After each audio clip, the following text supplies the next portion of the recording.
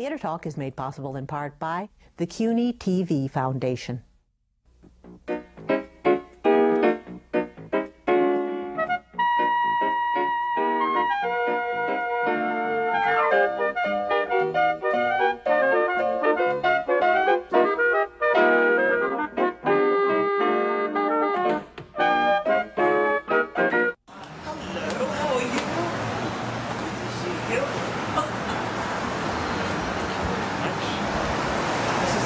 Well, what a lovely old building this is, isn't it? Where are we going? I have to go over there. Hello. Need a bodyguard? Look, I do need a bodyguard. You sure? You're the man. Look, they're looking at us. Hey, how's it going? CUNY TV. Here we go this way. Oh, this way. Bye. We take a left here. Through here. Goodness me, what lovely people work in this building. Good morning. I saw your show last night. You were wonderful. I saw your show last night. Well, I'm energetic, aren't I? Fabulous. I think I'm a gifted amateur, I think is the best way to describe that. Michael. You know, I felt I was meant to be here years ago. Perhaps I was here in a former life. I might have been one of the original inhabitants of this island. Who were the original inhabitants of Manhattan? Indians, I suppose? I believe so, yes. Lovely. I might have been one of those in another life. It's quite possible. You can't call them Indians, though. It's not politically correct, is it? Native American. Native Americans, I'll remember that. Yeah. I don't want to offend, and yet I do, in a way. I quite like offending. And you're quite good at it. I am an expert, Possum. Yes. Oh, she's traveling with an entourage. An entourage. We're going to meet on camera. Hello, how are you? It's good to see you. I saw you the other night on stage, and you were as brilliant as ever. I was peeping out. I haven't seen anyone. This is a friend of mine, Mark Salem. He's got a one-man show on Broadway. Dave Edna. Congratulations. You too. Actually, we passed each other when we came with What show do you do? Mind Games on Broadway. Oh, of course. Well, looking broad. Peacock. Oh, dear. I just adore the atmosphere here. It looks like you're under construction.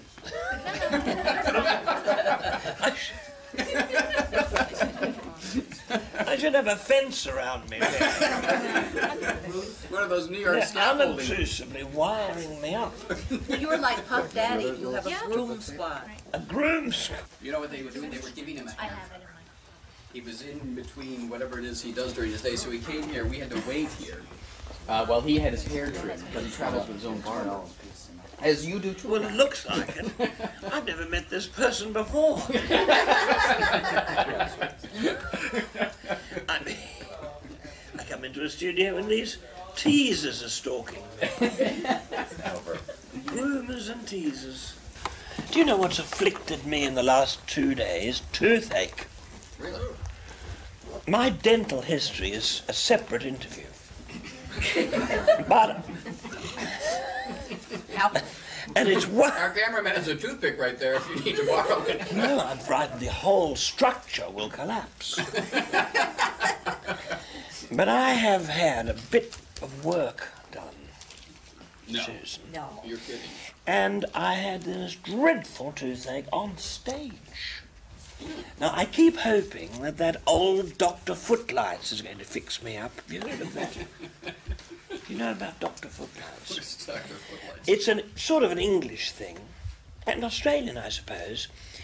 You walk on stage with whatever ailment or worry, and the Footlights fixes it up. I think it's to do with a rush of adrenaline. So I was hoping Dr. Footlights, Dentist Footlights, would fix my tooth.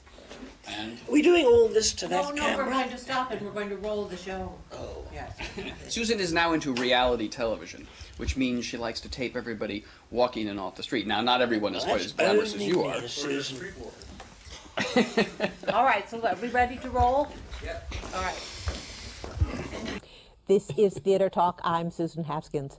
Our guest tonight is quite simply the most admired woman in the world, and we are so honored that she's back with us tonight. To introduce her, a man who is quite smitten with her, my co-host, Michael Riedel of the New York Post. She really has become one of the world's greatest stars. But what I really like about her so much is that she's managed to remain modest despite all of this celebrity and fame that has come her way. And so modest, in fact, so humble that she has agreed to come down from the lofty heights of the Hollywood squares to sit here with us on Theater Talk. Dame Edna, back with a vengeance on Broadway at the Music Box Theater. Good evening, Michael and Susan. Welcome back to Theater Talk. I'm thrilled. You know, viewers, I had a lovely time on this program when I was last in New York. How long ago was that? 4 years ago. 4 years, and yet I'm still lovely and very, very proud, really, to be in this city and finding acceptance from my little American possums. Well, we were two of the first, actually, when you came here 4 years ago. You almost discovered me. You gave me confidence because I'm a very vulnerable woman, very, very shy, very private. We brought you out, though. You brought me out of my shell. And what worries me about Michael and Susan, viewers, is that they have to see so much theatre. Do you ever get fed up? Michael, I throw that one to you. No, you don't go to the theater. Oh, that's not true. I just went to see Dame Edna the other night. But you get a bit kind of, do I have to go again? Well, I'm afraid that the quality of theater is not what we would like sometimes. It's regrettable. Sometimes I'm watching a show and I think if Dame Edna were in this show, yes, it might be, it might pick it up. You would have torn it up in democracy. I think one of the things that has troubled theatre-goers and serious theatrical journalists such as yourselves is the tension in America today. As a visitor, as a great fan of the United States, I'm conscious of the anxiety, the worry that people are feeling about the future, about what's going to happen, whichever side of the political spectrum they're on. And the theatre should transport them, not altogether always in laughter, which I do so well, but even tragic plays or serious themes. And people look to Broadway for the best, and perhaps it's not delivering. Yes. Well, I mean, I think you may be right. One of the things that's going on Broadway now is, and I have to say, I think you've fallen victim to this yourself, Dame Edna, this drive for merchandising. You can buy T-shirts and CDs, and they're trying to sell you all these things before you even get into your seat. And I noticed when I went to the Music Box the other night, I mean, I practically killed myself falling over the Dame Edna DVD collection. You're taking a page out of Andrew Lloyd Webber here and marketing your trinkets. Well, that's quite a new thing with me. I was always non-commercial. Oh. But the public clamour. They want a piece of me. And all the profits, or most of them, or should I say a percentage of the profits, do go to the prostate, which is my charity, as you know. Though I'm moving to another charity, the Deviated Septum. Now, why is that? It's a Cinderella charity. Yes. Your new show, Back with a Vengeance. You're famous for what you like to say, empowering people. Yes. But I always detect a cruel streak in some of what you do. I mean, you do torture the audience in that show. I know you call it empowering, but those people are uncomfortable because they're afraid of what you might do to them. If they're tortured, Michael Riedel, wouldn't they stand up and leave? They're not shackled to their seats. They haven't got cuffs on. They're not roped in. They come back after intermission for more. And I call it tough love. You call it torture. Well, but Anna, you do bring people up on stage, not to give anything away, and put them in silly costumes. Have you ever had someone put you in a silly costume? No, well, say silly costume. Have you ever had someone refuse to be? Your mother Nancy wants to put you into a silly costume. I would look much better. She said, "I'm sick of that corporate look on my daughter." She's not Jodie Foster. No, I'm not. My feeling is that if I talk to people in the audience, which I like to do, I'm on the stage, there's another show going on out there, isn't there? People have come, and I look at them, and if I like the look of them, or I feel I need to be a little bit, as you say, cruel to them, to be kind, to empower them, then I feel the people in the balcony need to see them by the end of the show. They want to see, who's this woman Edna was talking to? Yes. Who is Susan? Who is Michael? I wonder what they look like, the audience are pondering. And at the end of the show, I let those people take a curtain call, and I let them be seen to advantage in lovely outfits. Well, not so lovely, but sometimes slightly absurd. Has anyone ever refused to put on the... Occasionally, if I'm tired, or I have toothache, which I do now, possums, what a brave woman I am. If I'm a little bit nervous or not under par, I lose my power, Michael. My magnetic force ebbs, and I get sometimes women saying, "Not tonight, please, Edna." And I respect that. I respect it. I don't give them flowers at the end of it. You throw flowers at them. You crack them on the head with a gladiola. I do. A lot of people wonder about that, the flowers Yes, at the end. Do you know how that started? No, how did it start? I never knew, and of course you will have observed this seeing other shows, how it ends, how to end a lovely show. I never knew quite how to finish, how to send the audience home. And I always had gladioli on the piano, a big vase of them, because I love them. And they symbolize all the good things of life to me. Optimism, even vulgarity, which has been given a very bad name by some people. So, and it's an Australian virtue. In Australia, vulgarity is considered perhaps the nicest thing you can possibly have. Yeah. In fact, a friend of yours, a guy named Les Patterson, I believe, Minister of Culture, who's really rather quite vulgar. He wants to come on this show. Yes, we're a little afraid of that. That would be great, yeah. He is very vulgar, but not in my sense. I mean vulgarity in the sense of grit, optimism, a thrusting force. Well, I had this vase, and on a matinee, all the ladies in the front row looked at the flowers and not at me. And at the end of the performance, I was so annoyed with them. I picked these flowers out of their vase, dripping with water, and I flung them into the audience. Well, these women were thrilled. They passed the flowers along. And when I sang my final song, they waved them in time to the music. And Susan, I thought, that's the ending. That's how to end. And ever since, it's been a tradition. Except now, I spend thousands of dollars. I give away so many of these priceless flowers. Some women collect them afterwards. I see them scrabbling around under the seats and open flower stalls. I still have my gladiola from 4 years ago in my foyer, yes. What a lovely, in your foyer. How Yes. lovely. Why don't you put them as part of your merchandising wagon in the lobby, those gladioli? Michael Riedel is harping on about this merchandising. I think people like to buy these things. I mean, these DVDs have been brought out. I had nothing to do That's with right. it. Absolutely. Now, on another front, Edna, were you disappointed that your friend Teresa Heinz Carey didn't become the First Lady? Well, a little. I was a little, because I've been grooming that woman. I was sure she was going to the White One House. sees the similarity. One sees your influence. Well, there is a bit of influence to start with. We're both amazingly wealthy. And, you know, we both got, well, stiff husbands. Really, my husband is dead. So but I was looking forward to redecorating that White House, Susan. Bringing it, you know, I mean, Laura, her taste. How would you describe her taste, Laura Bush's taste?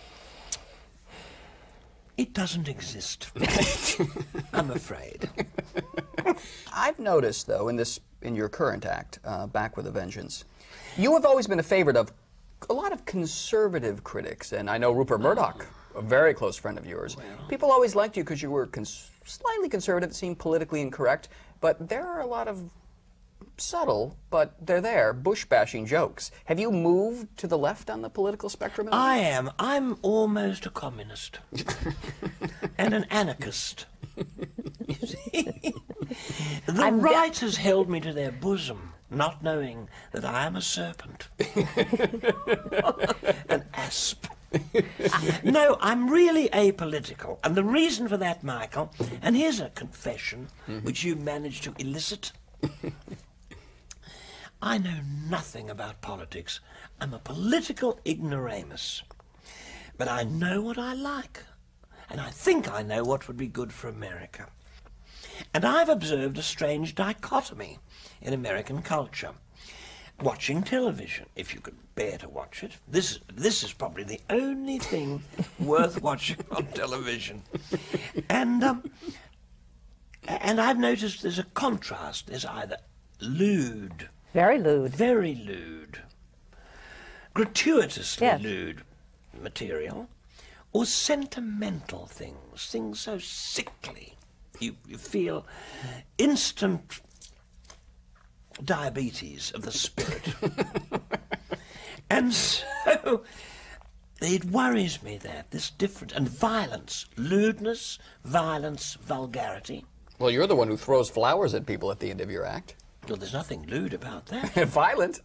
No, but generous too. But how... When I give gifts, I throw them forcibly at people. How rich are you? Well, I'd have to go to Switzerland to tell you how wealthy I was. I give it all away. I live humbly. I'm just staying in a rented apartment in New York. Oh. I have no bodyguards. I walk in the park. People who know me greet me. I sometimes have to scribble on T-shirts. But I have a happy life. Well, you've made a killing, though, in the last 4 years, haven't you? Lucky. The financial side of it is an obsession of yours, Michael. I've observed it in your writings. A killing is very, well, it's relative, isn't it, darling?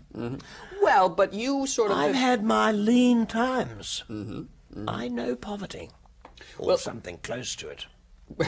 What would that be? Moderate wealth, I've experienced, and that's agony. I'd rather be a total pauper.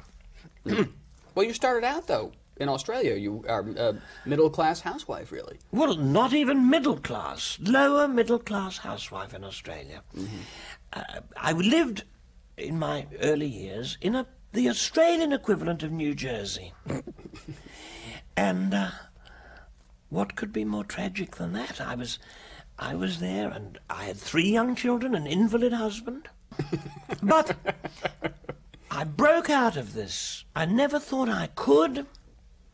And I made the most important decision of my life, Susan.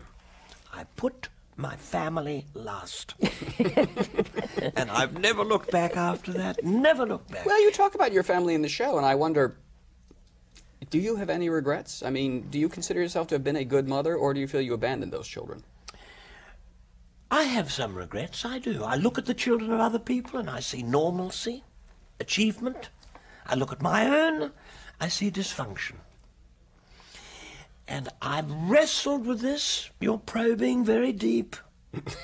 You accuse me of cruelty, Michael Riedel. Your rapiers are touching my innermost nerves. You, since your last Broadway gig, went to Hollywood. You appeared on Ally McBeal. You appeared on The Tonight Show. Since I saw you, all that happened. All that happened. Now, I thank you for that. yes, I but think we could. Have all the people who interviewed you been simpatico with you, Dame Edna? No. Susan, they're not. They're not on my wavelength. Even Michael, who teases me, probes me, rebukes me even, is on my wavelength because he knows what I'm about, what I'm into. He has a feeling for what I do. You remind me of my mother. But, well, that's a compliment because she's a lovely woman. I'm meeting her for lunch. You're eating her for lunch, I'm sure. Well, yes, it's interesting, though. But, you know, they don't always ask, do you know what they want to know? What did you advise the Queen? What was Princess Diana really like? Oh. That sort of thing. But we're talking about real things in a way. New York for me, though, is sitting here with you drinking this not so bad coffee. I'm a bit croaky. I've just come off the stage tonight. And normally I'd go and have my beauty sleep. But you came here. But of course I came to this little gloomy little place to meet you. How many hours of beauty sleep do you need? I manage with 7. As you get older, Michael, you'll find you need less. Susan doesn't get enough. She wakes at 2. You shouldn't call me at that hour, though, Susan. I get this call. I know who it is. It's Susan. I can't nod off. I said, try the Da Vinci Code. A guaranteed soporific. Talking about the Da Vinci Code, I was down the other day, went down to Arkansas for the opening of the Clinton Yes, Library. Yes. with Barbara Streisand. She was there, yes. I mean, A little wet, wasn't it? very wet. So I was in the minibus with the presidents. And after the opening, it was very spectacular, and he's revealed. He said, Edna, Bill said to me, he said, I've exposed everything, I've revealed everything. And I said, have you really? Have you really? Were you telling the truth when you said you didn't have sex with that woman? And he said, well, I was, Edna, but he said, I thought they were referring to Madeleine Albright. Well, I hadn't heard that one, but I noticed little Mr. Bush was blinking a lot more than usual. And he can't stop blinking when he's feeling agitated. And I realized, because I'm very intuitive, that he was jealous of that library. He was jealous that Mr. Clinton, President Clinton, had established a library and he hadn't. Isn't it funny? So I just said, are you all right, Bill, and George? And he said, oh, Edna, he said, how many books do you need for a library? Wasn't that lovely? And I said, oh, we need quite a few, Mr. President. And he said, oh, well, he said, would Laura's Da Vinci Code be enough? I said, I don't think so. I got out of it, Michael and Susan, but it was a tense moment, really. It was... Your show now at the Music Box. At the Music Box, which was Irving Berlin's theatre, viewers. Yes. His spirit is there. You know, you can't serve any alcohol in that theater because Irving Berlin prohibited alcohol. Well, I know, but I really think alcohol is an overrated... I'm the stimulant. Well, we are delighted that you're back in New York, and we're very pleased that you agreed to come on our show. I'm honoured that I was asked. I said instantly. They said, do you want to leave it a while? I said, no. I'll face them immediately. I'd like to come on again during my run. Oh, we love it. You We have love an it. open invitation. I'm very happy to see you, my darling. And you too, Michael.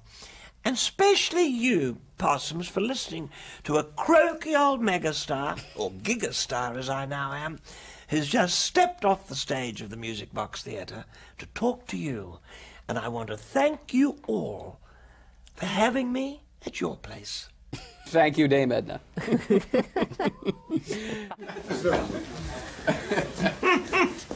Where's little Andrew, Lord? Oh, he's hanging out with him. There he is. My darling! How are you?